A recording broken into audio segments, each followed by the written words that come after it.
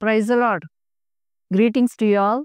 The matchless name of our Lord and Savior Jesus Christ. It's a great opportunity to share the word of God. ప్రభు అయిన యేసుక్రీస్తు నామమున మీ అందరికీ శుభములు తెలియజేస్తున్నాను. ఇవాళ wedding days and birthdays celebrate చేసుకునే వారందరికీ కూడా I wish you many more happy returns of the day. ఈ హోలీ వీక్లో మనము బైబిల్ చదువుకుందాం. We will read Bible from English. The book of St. John, chapter 12, verse 3. Then Mary took a pound of very costly oil of spikenard, anointed the feet of Jesus, and wiped his feet with her hair. And the house was filled with the fragrance of the oil. Amen. యోహాను రాసినటువంటి స్వార్త the gospel according to saint John 12th chapter verse from 1. కాబట్టి యేసు తాను మృతులలో నుండి లేపిన లాజరు ఉన్న బేతనియకు పస్కా పండుగకు 6 దినములు ముందుగా వచ్చెను. అక్కడ వారు ఆయనకు విందు చేసిరి. మార్త ఉపచారము చేసెను. లాజరు ఆయనతో కూడా భోజనమునకు కూర్చున్న వారిలో ఒకడు. అప్పుడు మరియ మిక్కిలి విలువగల అచ్చ జటామాంసి అత్తరు ఒక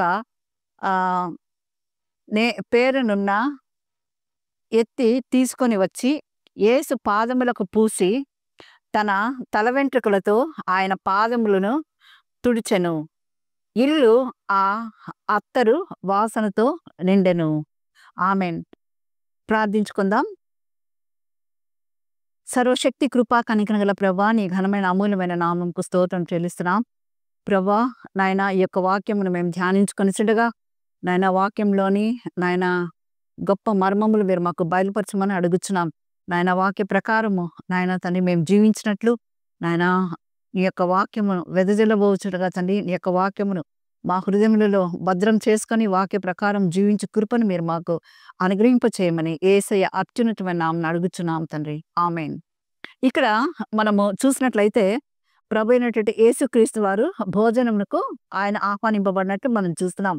ఆ యొక్క భోజనం చేయించుండగా అప్పుడు మరియ మిక్కిలి విలువగల అచ్చ జటామాంసి అత్తరు ఒక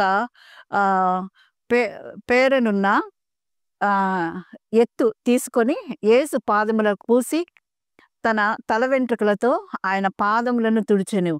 ఇల్లు ఆ అత్తరు వాసనతో నిండినట్లు మనం చూస్తున్నాం. అనగా ఈ యొక్క విలువ కలిగిన అత్తరు ఆమె తన యొక్క కష్టంతో ఆ యొక్క అత్తరును కొన్నట్లుగా మనం చూస్తున్నాం. ఇక్కడ కొన్ని విషయాలను మనము ధ్యానించుకుందాం. యాక్చువల్గా మనం గమనించినట్లయితే మనము ఇండియాలో ఉంటున్నాం. అయితే మన ఇండియన్ ట్రెడిషన్ ప్రకారము ఈ యొక్క వివాహములలో లేక మ్యారేజెస్లో కొబ్బరికాయని పెడతామన్నమాట. ఈ యొక్క పెళ్లి కుమారుని తండ్రి ఆ యొక్క కొబ్బరికాయను పెళ్లి కుమారునికి ఇస్తూ ఉంటాడు. ఇది మనము ఆనవాయితీగా చూస్తూ ఉంటాం. అయితే దానికి అర్థం ఏమిటంటే నా యొక్క కుమార్తె ఆ యొక్క కొబ్బరి కాయలాగా ఆమె చాలా పవిత్రమైనది. అది ఆ యొక్క కొబ్బరికాయను పగలగొట్టినప్పుడు దాంట్లో నుంచి వాటర్ రావడం మనం చూస్తాం.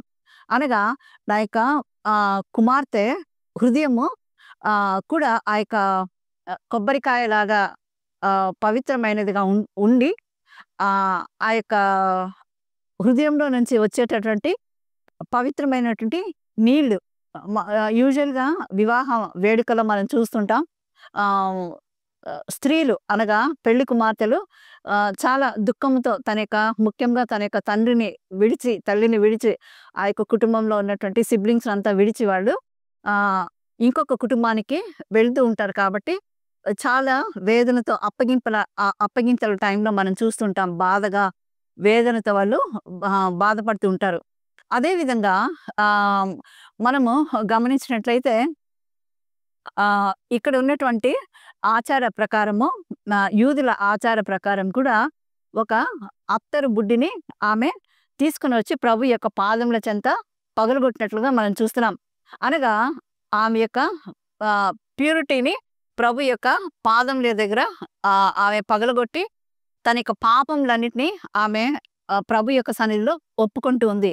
ప్రభు నేను చేసిన సమస్తమైనటువంటి పాపములను మీరు క్షమించమని ఆమె తన యొక్క కన్నీళ్లతో ప్రభు యొక్క పాదములను తుడిచి, తల వెంట్రుకలతో తుడిచి ఈ యొక్క అత్తరును ప్రభు యొక్క పాదముల మీద పోసినట్లుగా మనం చూస్తున్నాం.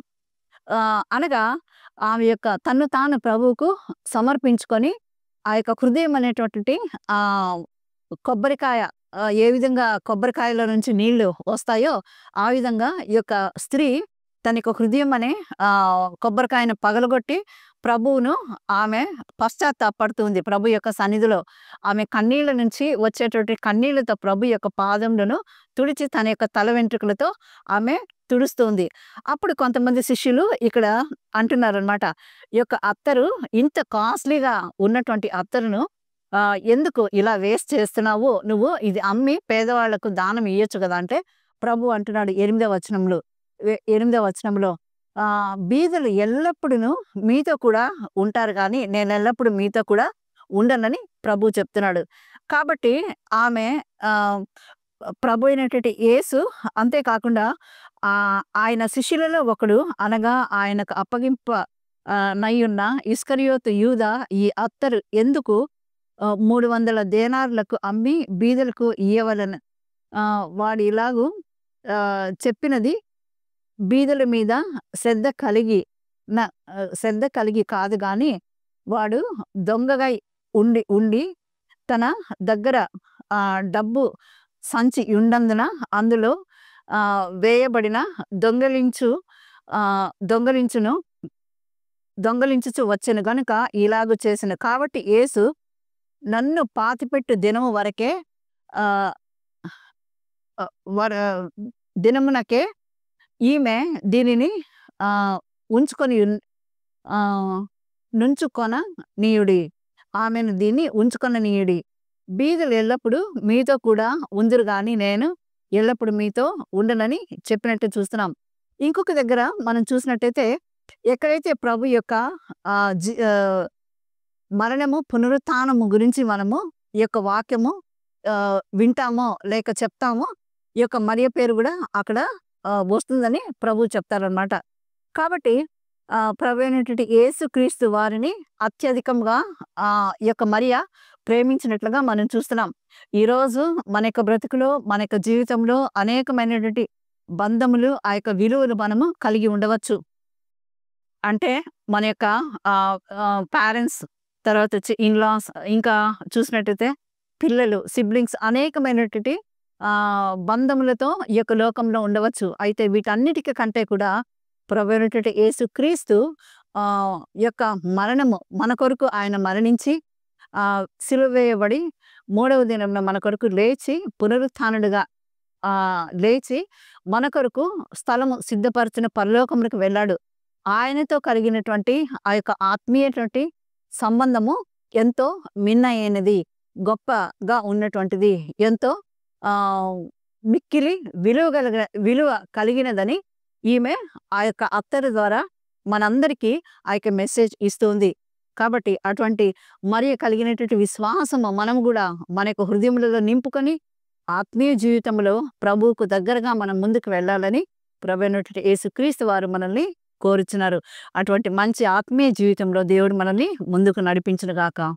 Amen. Thank you. God bless you.